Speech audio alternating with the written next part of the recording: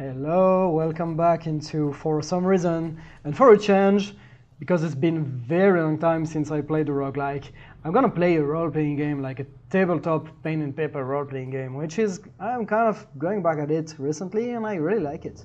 And today we're having a look at the basic hack. So what exactly is the basic hack? A fantasy role-playing game for new experienced players. So it's derivated from the black hack, which you can find, which the first version you can find online for free. I'm going to put the link, which has been kind of like started a mini revolution in the OSR role-playing game movement, like old school Renaissance, which is like the way we used to play back in the day, or fathers used to play, kinda, the way I played when I was a kid. And so the basic hack is like a mod of the black hack, and we're gonna discover it together. So the basic hack by Nathan J. Hale. We're gonna skip that. So what is this? The basic hack is a beginner-oriented tabletop role-playing game based on and inspired by the black hack and classic versions of one of the world's more popular fantasy games, like of course Dungeons and Dragons. Primarily, it's designed to be played with people of all age, including children, whether they are new or experienced with role-playing. Blah blah blah. What you need to play: a simple checklist. To take, okay, digital or print copy of those rules. Perfect. A set of dice with at least 2 d20. There they go. I got them. A big one and a small one.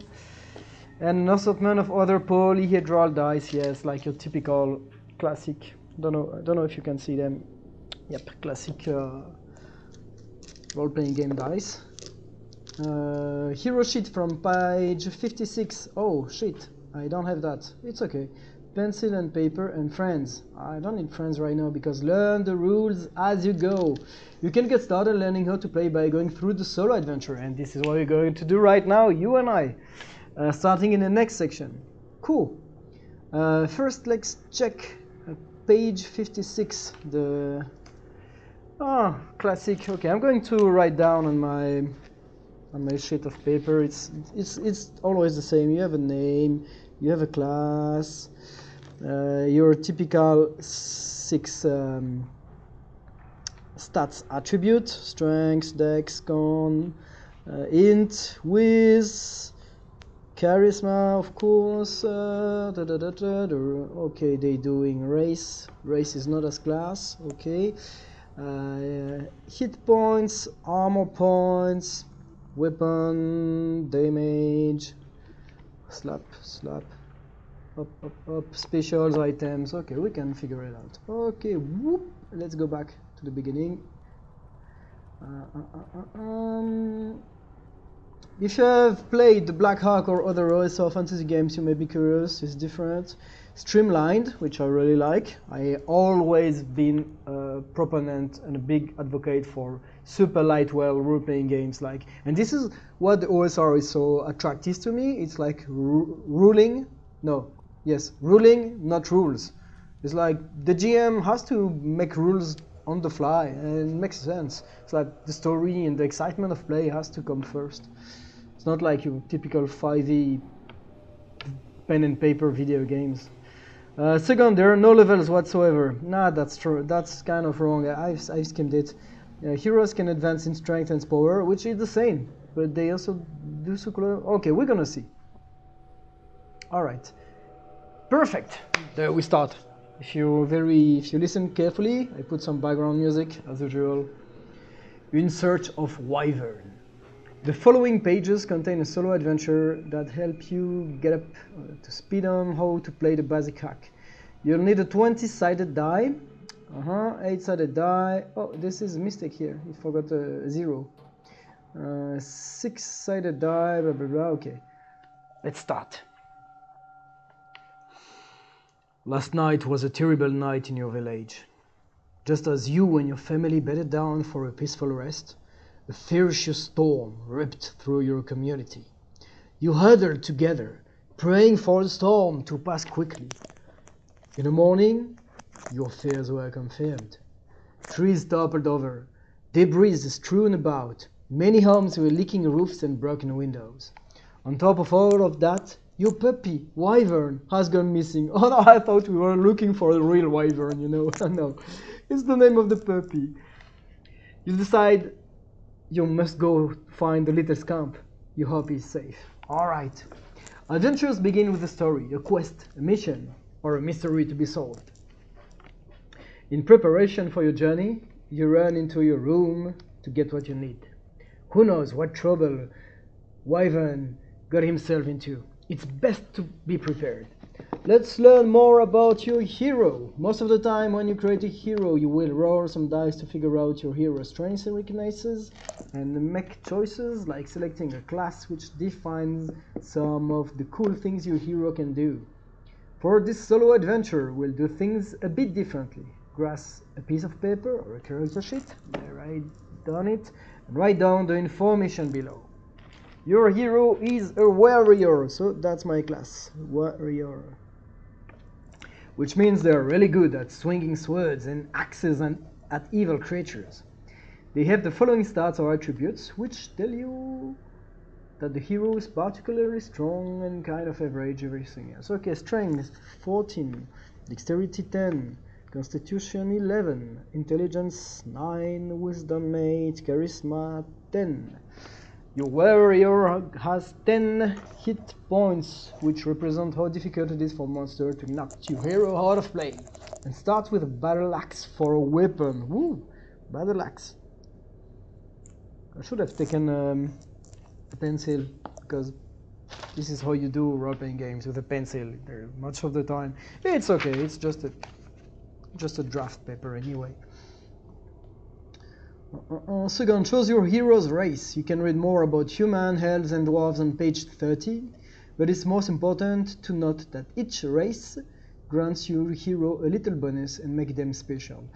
I tend to prefer more recently, and especially after reading Dungeon Crawlers Classics and other OSR, Old School Renaissance role-playing games, I tend to like the concept of race as class. It's like, you're a human fighter, thief, or whatever, but if you want to be an elf, you're going to be an elf, and that's it. If you want to be a gnome, you're going to be a gnome, or a hobbit, you're going to be a hobbit, or a dwarf. And it makes things much more special, because this is something even though I really like the gonzo styles of DCC and like other kind of crazy games like Lamentations of Flame Princess and whatnot, I like the fact that the players are mostly humans, and because it makes the weirdest things even more weirder. It's like, I like the idea of having an elf is rare. Like, if you read The Hobbit, damn, like Bilbo is so excited to meet the elves. It's like, wow, the elves, they're magical people. It should be the same feeling for players. Like, if a player play an elf, it should be one of a few amongst the... Okay, that's enough for my rant. I'm choosing a human, of course. So you get to raise one of your hero's attribute by 1. So raise human. It's either for identification. And I guess I'm going to put one more in dexterity. Yep, so my dexterity is now 11. If I had to choose elf, my hero can see well even in darkness, like dark vision. If I had to choose dwarf, my hero get advantage in fighting secret doors. That's super funny because I would have swapped them, those two ones. Like I would have given the dwarf the dark vision, and the elf to be able to spot things. It's funny. Okay, it's a good idea. Give a name. Okay, we're gonna name our hero. So. He's looking for Wyvern, and his name is Hilbert. Okay. Hilbert, the human warrior. Let's continue. With your trusty battle axe in hand, you leave behind your devastated village and begin to explore the surrounding woods. You call out for your puppy, Wyvern! Wyvern! There is no response. You are just about to give up when you notice an old, strange cave near a canyon wall. The entrance to the cave is muddy. In the mud, you can make out what look like tracks leading into the darkness. What would you like to do? Well, if I would play that with a DM, I would have said, okay, but what kind of tracks? Are those like puppy tracks or bear tracks or footsteps or whatever? In role-playing games like the basic hack, your imagination and creativity are the only limit to what you might do next. The game master or GM might give you ideas or hints, but you have the freedom to approach problems and mysteries however you would like. Since this is a solo adventure, we'll give you a few options. Choose one and follow the instructions. It's like this all. Oh, I love those books where you're the hero. That was all my childhood. I love that so much. If you want to examine the footprints, this is exactly what I want to do. Footprints more closely, go to 1. If you want to march right into the cave, no way, go to 10. If you want to run home in terror, go to 14. No, I want to read the first one. First, okay, good. The basic hack uses a simple mechanic to figure out what your hero learns when they investigate mysterious things. Try to dodge attacks from nasty trolls, persuade an innkeeper to give you a room, or cast magical spells as sticking goblins. Figure out which attributes most match the action and roll a d20. If your roll is equal to or less than your attribute, your hero succeeds. This is basically the black hack system. Since you're investigating the tracks in the mud, pull out your d20 and roll. Compare it to your intelligence score. Oh, that's okay. I would have say, as a DM, I would have say wisdom, which is mostly related to perception, but let's play against intelligence. So my intelligence is 9. I'm going to roll this big d20, 20-side dice, and hope to make 9 or less.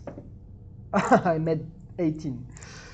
If you roll it higher than your hero's intelligence, you don't notice anything special, just tracks of what could be animals or other creatures. You proceed into the cave, go to 10, alright. 10. You enter a humid, trash-strewn, I don't know what is strewn, cave. A single torch. I'm gonna look, if you don't mind. Like, I need to have a translator. Like, English is not my first language, and I mostly go back into role-playing game for the first time because I want to get better at English as well. Oh, in French it's éparpillé, so scattered. Okay, strewn. Perfect, makes sense. Trash-strewn cave. What kind of trash? A single torch set in the wall in the far corner flickers over a pile of dirty furs. Ooh. You notice a single exit at the far end of the room, leading further into the cavern. In the middle of the room you see something unusual. A rusty cage with its door swung open. Inside the cage, a piece of rotten meat dangles from a string. What is this place? If you would like to investigate the cage and meat, go to 4. If you would like to search the pile of furs in the corner, go to 15. So I think this is a trap. It looks like a trap, like it's a trap for animals, and there is a hunter using this cage to attract animals and skin them for their furs. I don't have another option? Oh yes, if you would like to go further in the cave, ignoring the security, go to 20. I don't want to investigate the cage and meat because it looks like a trap, but I want to search the pile of furs in the corner. I hope my poor wyvern has not been tricked into the trap, so let's go to 15. Get ready to roll again, this time doing what is called a save. Oh fuck. When your hero is attacked, poisoned, or the target of a magical spell, you will roll a save to see if your hero escapes harm. Roll a d20 and compare it to your dexterity. Good things I put 1 more in dexterity. If you run and go to 5. Alright, so I have to do 11 or less. And I do 5. Yes! Go to 5. Stepping closer to examine the strange bundle of furs, you are nearly taken by surprise as the furs turn out to be attached to someone. Oh yeah. A nasty, okay, that was the hunter, I think. A nasty yellow-toothed goblin, waving a rusty dagger. The creature may have been lying in the way to surprise you, or some other unfortunate creature. But your quick reflexes meaning the goblin's dagger misses. Without the bonus of surprise, the goblin hisses, turns, and sprints down the hallway deeper into the cavern before you can react. If you want to give chase, go to 9. No. Let me think. If you let the goblin go and proceed more carefully down the hallway, go to 21. The thing is that this guy is going to alert his tribe, basically.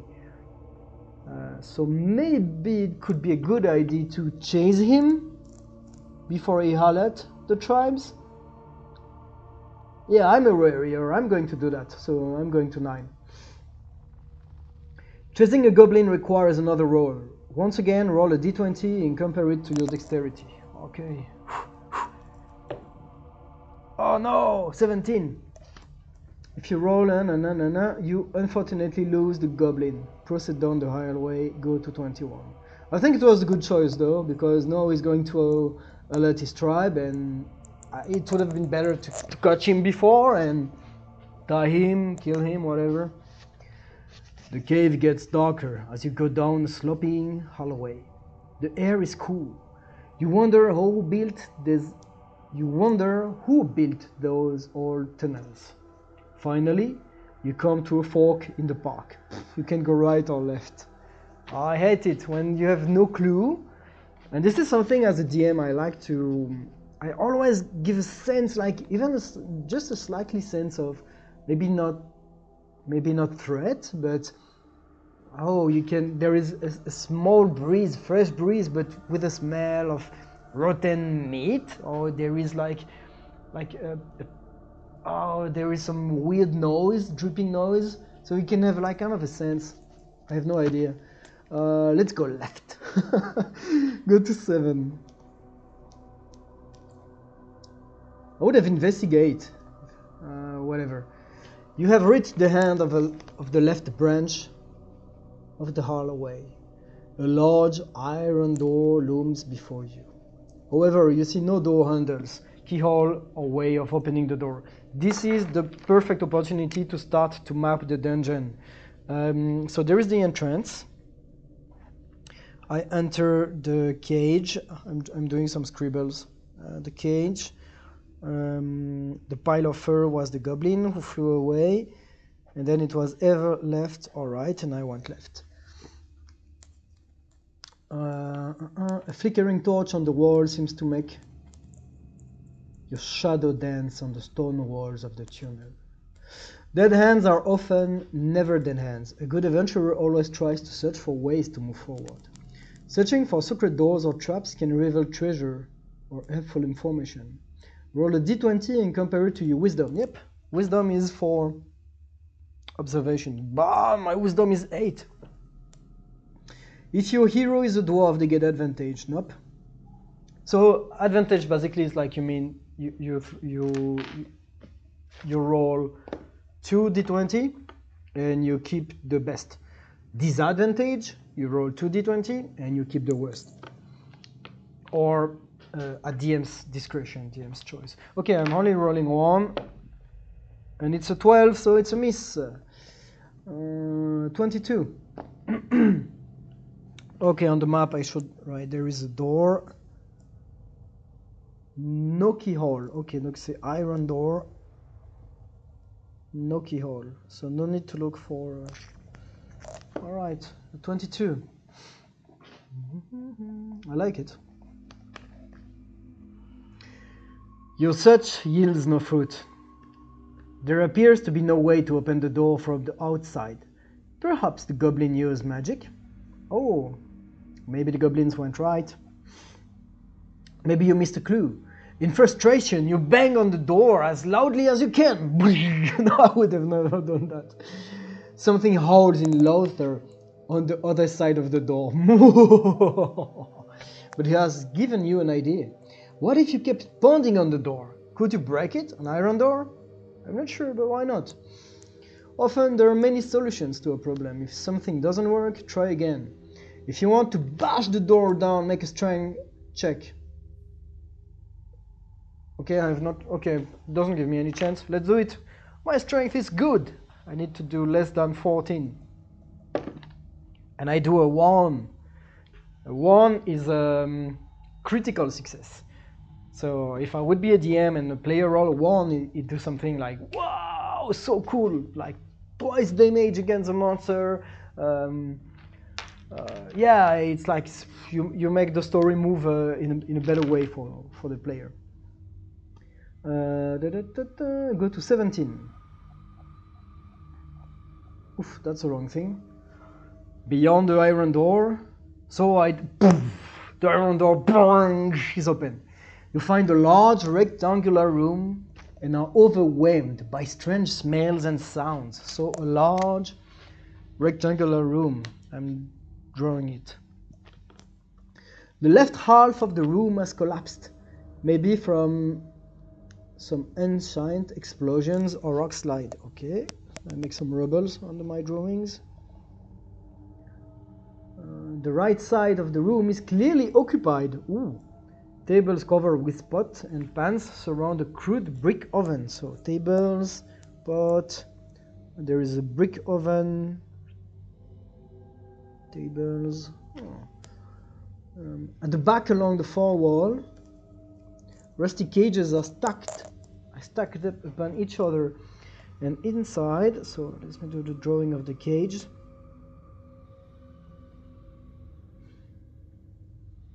And inside you see all manner of creatures: chicken, wild rabbit, cats, lizards, snakes, frogs and squirrel.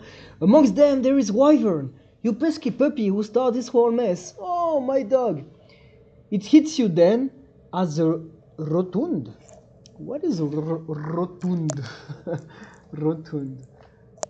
Alright, like rotund, okay. As a rotund greasy goblin approaches you with a meat cleaver, accompanied by that nasty goblin you met earlier. They plan to eat wyvern. You can't let that happen. Oh no. No matter how creative you are, sometimes you will be forced to confront great evil in your hope to make the world a better place.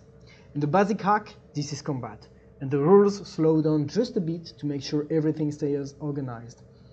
When you are with other players, you will each take turns attacking enemies, casting spells, helping each other, or doing other creative things to turn the tide of battle.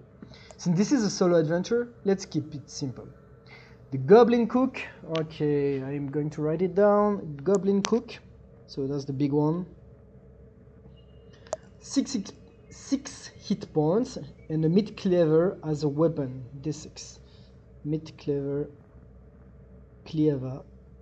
D6. The Goblin Guard, on the first nasty one, 3 hit points and a rusty dagger. So 3 hit points and a rusty dagger. Be careful of tetanus. D4. You get to go first. You can swing a battle axe at one of the goblins. Choose one to hit, to try to hit. Since you're a warrior, you get advantage when attacking. Oh yeah, good. So I got advantage to strength. If you succeed, roll your weapon damage, which is a D8. Oh, basically mean I could, with a little bit of chance, if you fail, the goblin cackles and dodge out of the way. I'm gonna fight the cook first. Okay, let's do it. So I roll my d20 below my strength with advantage. So 2 d20. So okay, one of them is no, 2 of them is a success. 13 and 4. So good. Now I can roll the damage. D8 4.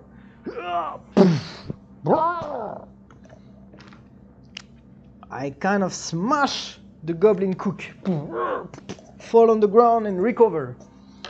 After you have attacked, it's the goblin turn. Roll a d20 for each goblin and you compare your result to your dexterity.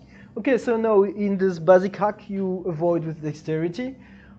I think it's not, I think it's with, it would have been with strength again in other rule sets, I'm not sure. If your roll is lower than your hero's dexterity score, you dodge an attack. Okay, so there is no AC, nothing like that. I like it a lot. Dexterity is 11. I did 20, 18. And for each goblin, so 1 miss, that was the miss for the cook. And dexterity 11, woof, and the goblin guard doesn't hit me. But the cook hit me with a d6. With this big meat cleaver, it gave me two hit points. I'm at 8. Poof. Ah. Continue taking turns until one of the goblins are no more hit point, or you have no more hit point. Once either goblin is out, until one of the goblins. Okay, I don't need to kill 2 of them. Alright, let's try again the goblin cook then. You don't dare you try to eat my wyvern! 8, yes, strength, it works. Oh, I should have rolled with advantage. Hey, whatever, I did it. My d8 for damage. 8! Splash! Good, I just destroy him. Just almost decapitated. Once either goblin is out of the action, incapacitated or hand, the fight ends. The other goblin surrenders in fear. So that's the goblin guard, the first one. Please, please. Your hero may let them go or place them in one of their own cage. No. If you interrogate the goblin, it confesses to capturing creatures to make delicious, delightful stews. Yeah, like every carnist. Go vegan. If your hero takes too much damage, no, that's good. Okay. Unless you found a potion of healing, no, I have not that. Go to 23 to see this adventurer's hand. 23. With the goblins defeated, you set about to free the animals. Oh, go free! This takes longer than you anticipated. But with each cage opened, you feel a burden being lifted. Last but not least, you release Wyvern, who licks your faces in joy. You poke through the rest of the room and find little of interest until you spot a pouch underneath one of the goblin's bedrolls. Inside, a shiny emerald and 10 gold coins shine in the torchlight. You are now ready to return home, having saved your dog and rid your village of the lurking danger. Good. If you did not find the potion of healing, I did not indeed. Wyvern backs up a storm and leads your hero down that branch of the cavern to backs up a storm. What does that mean? And leads your hero down that branch of the cavern to C12. Okay, I'm not sure what's going on right now. The pathway continues to slope downward into the darkness until you step into a large cavern space. A dim light from glowing moss sets an unreal but beautiful scene. There are stalagmites and stalactites here, forming a rock forest. A still, clear pool of water in the middle of the large room reflects this scene in all its beauty. You feel a sense of deep serenity here. A faint glimmer from the pool catches your eye. Ooh. Okay, I want to investigate the glimmer. Go to 16. No, I'm with my dog now. You peer into the pool and notice a vial filled with a purple liquid within arm's reach. You feel gently compelled to take the potion. Congratulations, you found your first magical item. This vial is a potion of healing. Okay, I'm not sure I should have got that here actually. What is that? So, okay, let's say that my guy, Hilbert, and Wyvern go back home. Storm. Okay, that's cool. So Wyvern was like, backs up a storm. It means like, I want to show you something. Okay, and it takes me to this place. Cool, okay, so now we go back home. Perfect. Now we go back home to the village and we have to help all our friends and villagers to build up the village again. Like any good story, there is more to be told. Were the goblins alone? What other secrets lurk in that old cavern? What is special about the pool of water where your hero found the potion of healing? That's why I had to go back there too, because of this question, okay. What mischief will Wyvern get you caught up in next? This is the fun of a role-playing game. The story continues as long as you would like. Continue reading this book to learn how to create more heroes and start new adventures with your friends. Cool. Well, that was kind of fun. Well, thank you very much for having watched this solo play. Now, from now, I'm gonna skim a little bit this rule set to see how it differs from the Black Hack, because I'm kind of deep into role-playing game at the moment, and I'm like having my own hack of the Black Hack as well, with some mix of ICRPG and VCC. So yeah, it would be boring for you to see me read, so thank you for watching, and I hope that makes you want to play some role-playing games as well. It's much more fun than to play video games, and it's much more fun to play with friends as well. I'm just doing this so I can get better, to play eventually with my friends, maybe once every 2 weeks, I will see. Thank you very much, and until next time, have fun.